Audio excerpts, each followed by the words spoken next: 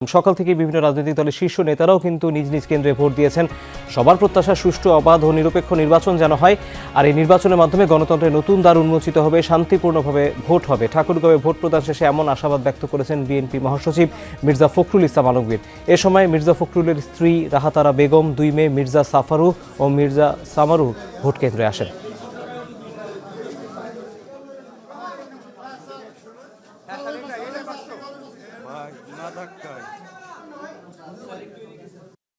এত আত্মত্যাগের পরে আজকে এই নির্বাচন, আশা করছি যে এই নির্বাচন সুষ্ঠু, অবাধ এবং নিরপেক্ষ হবে এবং শান্তিপূর্ণভাবে হবে। সকলের অংশগ্রহণের মধ্য দিয়ে আমাদের প্রত্যাশা যে এই নির্বাচন বাংলাদেশের জন্য একটা নতুন অধ্যায় শুরু করবে। কক্সবাজারের পেকুয়া সরকারি জিএমসি ইনস্টিটিউশন কেন্দ্রে ভোট দেন বিএনপির স্থায়ী কমিটির সদস্য সালাউদ্দিন আহমেদ চৌধুরী। ভোট দেওয়া শেষে তিনি বলেছেন, গণতান্ত্রিক চর্চার মধ্য দিয়ে দেশকে এগিয়ে নিতে হবে, এর মধ্য দিয়ে সাম্যের এবং বৈষম্যহীন বাংলাদেশ বিনির্মাণ করা সম্ভব। তিনি আরও বলেন, মানুষের ভোটাধিকার প্রয়োগের মধ্য দিয়ে ইতিহাসের বাঁক বদলানো শুরু হয়েছে। ক্ষমতায় যাওয়ার অতি উচ্চাভিলাষী আকাঙ্ক্ষা থেকে জামাত বিভিন্ন জায়গায় অর্থনৈতিক পন্থা অবলম্বন করছে, ভোটের আগের রাতে এমন অভিযোগও করেন তিনি। এটি গণতন্ত্রের যাত্রাপথকে বাধাগ্রস্ত করবে বলে মনে করেন সালাউদ্দিন আহমেদ। এই এলাকার মানুষ আমাদেরকে ভালোবাসে, আমাদের উপর আস্থা রাখে, আমাকে বন্ধু মনে করে।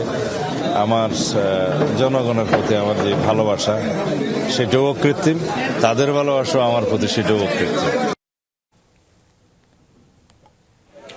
কেরানীগঞ্জের Jinjira PM pilot high school vote কেন্দ্রে গতকাল রাতে জামাতের কর্মী সমর্থকরা দখল করে রেখেছেন বলে অভিযোগ করেছেন বিএনপির স্থায়ী কমিটির সদস্য গয়েশ্বর চন্দ্র রায়। সকালে কেরানীগঞ্জে ভোট দান শেষে তিনি একথা বলেন, জানান ভোটের পরিবেশ এখন পর্যন্ত সুষ্ঠু, এবার বিপুল ভোটে বিজয়ী হয়ে জয়লাভ করবেন তার দল, এমন প্রত্যাশাও ব্যক্ত করেন তিনি।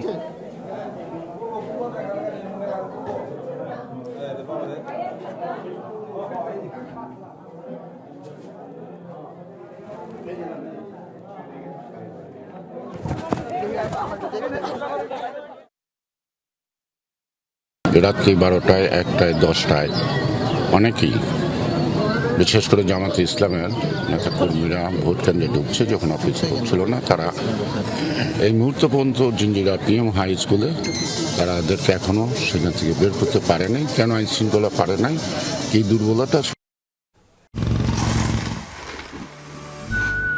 লাইফ তো বেড়া দিবেই, নেবেন না নির্মজাদার গোলমার্ক পপস, কুরমুরে বাইতে ফুরফুরে লাইফ।